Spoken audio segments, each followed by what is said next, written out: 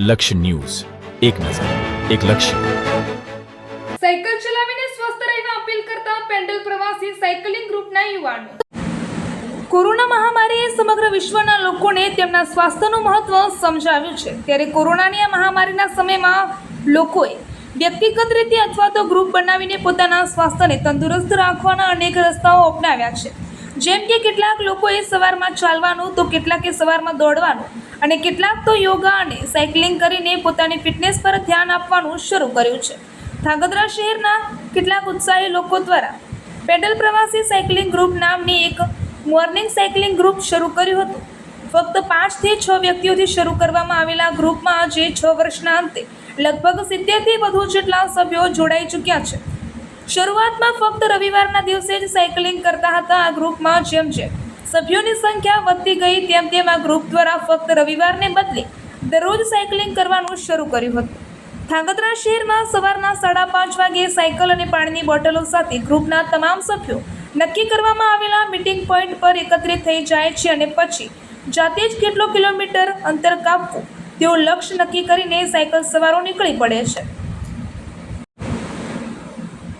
દરરોજના સરેરાશ 25 કિલોમીટર સાયકલિંગને અંતે છેલ્લા 12 માસમાં આ ગ્રુપે અંદાજે 70,000 કિલોમીટરથી પણ વધુ સાયકલિંગ કર્યું છે. ઉનાળાની બળબળતી ગરમી હોય, ચોમાસાનો વરસાદ હોય કે પછી શિયાળાની કાતિલ ઠંડી, આમાંથી કોઈ પણ ઋતુ હોય, આ સાયકલિંગ ગ્રુપના જુસ્સાને ડગમગાવી શકી નથી.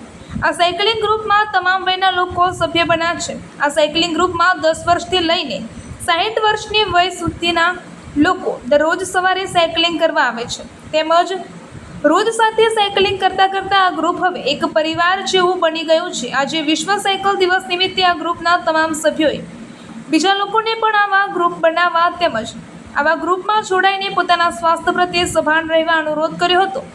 આજે આ ગ્રુપના સભ્યો દ્વારા ધાંગધ્રા શહેરના લોકોને જાગૃત કરવા માટે શહેરના વિવિધ માર્ગો પર સાયકલિંગ કર્યું હતું, જેમાં રોકડિયા હનુમાનજી સર્કલ થઈને સીધા દરવાજા, શાક માર્કેટ, રાજકમલ ચોક, શક્તિ ચોક, ગ્રીન ચોક, ઝાલા રોડ, હળવદ રોડ, ગુરુકુળ બાયપાસ જેવા માર્ગો પર સાયકલિંગ કર્યું હતું. રિપોર્ટર દેવમ ત્રિવેદી, સુરેન્દ્રનગર.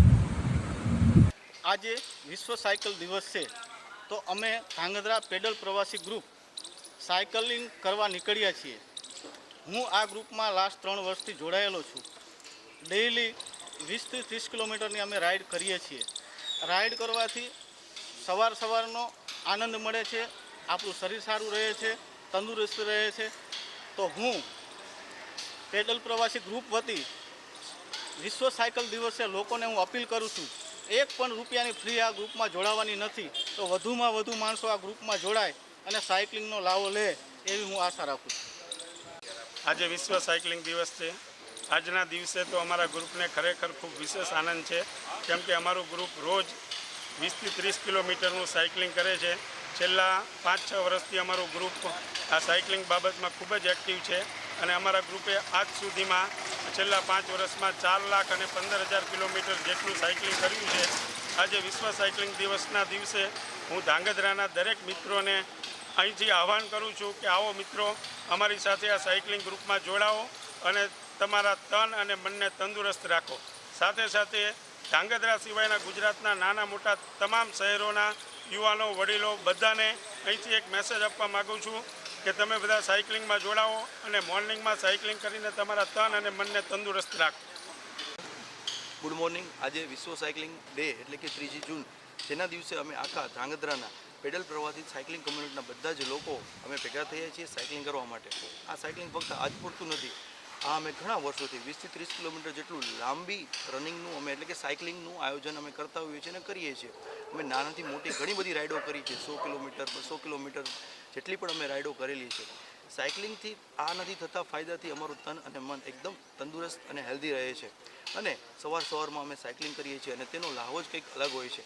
અને વિધાઉટ રૂપિયા એટલે કે 1 પણ રૂપિયાનો ઉપયોગ કર્યા વગર જે અમને આ બેનિફિટ મળે છે તેનો વાત જ કંઈક અલગ હોય છે. અને આ સાયકલિંગ ડેના દિવસે અમે એ જ લોકોને કહેવા માગીએ છીએ કે વધુમાં વધુ લોકો આ સાયકલિંગ કમ્યુનિટીમાં જોડાય, સાયકલિંગને થતા ફાયદા મેળવે એવો જ અમે આગ્રહ રાખીએ છીએ.